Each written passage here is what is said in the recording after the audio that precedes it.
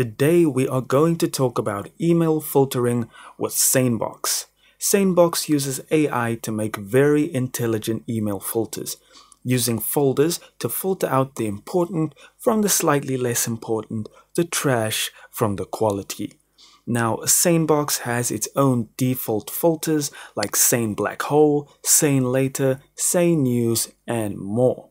However, what if you need a more personalized filter?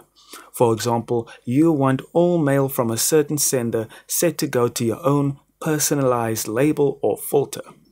I'd go to sanebox.com, which if you have an account, will lead you to the dashboard. Head over to the folders section and scroll down till you see a DIY custom folder section. Click on create and type in the name of the folder, and there you go. Now remember, SaneBox uses AI learning, so you will have to train the AI by putting certain mail into the folders. It's that simple to create smart filters using SaneBox.